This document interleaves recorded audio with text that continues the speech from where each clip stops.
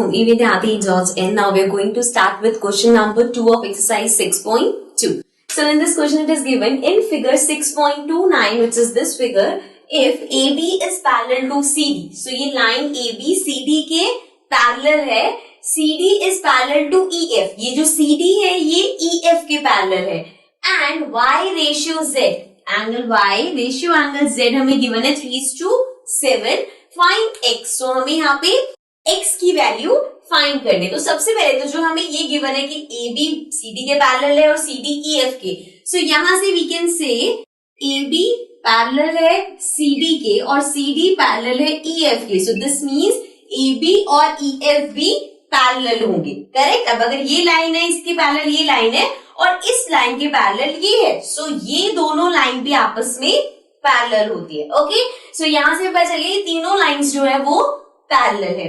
अब यहाँ पे हम सबसे पहले देखते हैं जो हमें रेशियो गिवन है, Y/Z है 3:7, राइट। तो इसको जब भी आपने बहुत सारे हमने रेशियो वाले क्वेश्चन करे, जब भी रेशियोज होते हैं तो हम क्या करते हैं, लेट, अब हमें 3:7 गिवन है तो Y= हम लेट कर लेते हैं 3 के, वैसे हम 3x और 7x करते हैं बट यहाँ पे x ऑलरेडी है तो हम यहाँ पे k कांस्टेंट ले रहे हैं। तो Y= आ गया 3k, Z= आ गया 7k, ठीक है। अब यहाँ पे क्वेश्चन में x और y के बीच में देखो कोई रिलेशन दिख रहा है।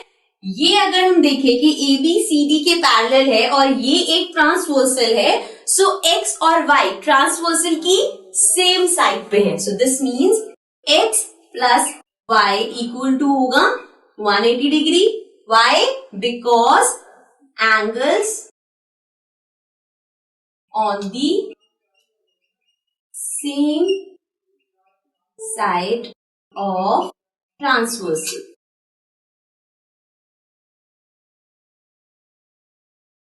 ओके, सो हमें यहां से मिल गया कि x प्लस वाई इक्वल होगा 180 के। नाउ अगर मैं यहाँ पे एक एंगल ड्रॉ कर लू, लेट सपोज ये एंगल मैंने ड्रॉ कर लिया, एंगल 1। सो एंगल 1 z के इक्वल है, एंगल 1 इक्वल टू होगा एंगल z। क्यों? बिकॉज वो कॉरेस्पॉन्डिंग एंगल्स है, करेक्ट। ये दोनों कॉरेस्पॉन्डिंग एंगल्स हैं। अगर आप CD और EF पैरेलल देखो और इसको ट्रांसवर्सल देखो तो angle 1 angle Z corresponding angles है। सो हमने यहाँ पे लिख दिया एंगल 1 इक्वल होगा एंगल Z के। Also angle Y plus angle 1, ये पूरा एक लीनियर पेयर फॉर्म हो रहा है। So angle Y plus angle 1 equal है 180 डिग्री के, करेक्ट। अब एंगल 1 Z के इक्वल है तो I can write angle 1 plus angle Z equal to 180 degree. Reason क्या होगा, एंगल 1 इक्वल है एंगल Z के, तो हमने बस 1 की जगह एंगल Z लिख दिया, ठीक है। अब Y और Z हमने यहाँ पे देखा था, एंगल Y 3k है, Z 7k, उसकी वैल्यू पुट कर देते हैं। ये हो गया 3k plus 7k equals to 180।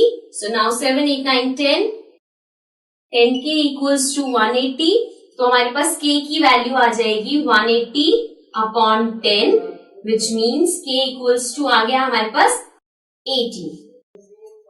सो हमारे पास अब k की वैल्यू आ गई 18। नाउ अब यहाँ पे हम क्या कर सकते हैं, हमें फाइंड क्या करना है, x। तो x प्लस y हमें 180 गिवन है, इसके लिए अगर हमारे पास y की वैल्यू आ जाए तो हम x फाइंड कर सकते हैं और y की वैल्यू हम k इक्वल्स टू 18 से निकाल सकते हैं, बिकॉज हमें पता है एंगल y इक्वल है 3k के। सो एंगल y हो जाएगा 3 into 18। So y equals to हमारे पास आ गया 18 3 54। So angle y is 54। Now अगर हम इस इक्वेशन में देखें x plus angle y equal है 180 डिग्री के। Now x हमें फाइंड करना है, y हमारे पास 54 है equals to 180। So x equals to हो गया 180 minus 54 which will be 6। So हमारे पास आ गया angle x equals to 126 degree, जो हमें फाइंड करना था। We had to find angle x। Okay, so this was question number 2 of exercise 6.2. Let's move to the next question.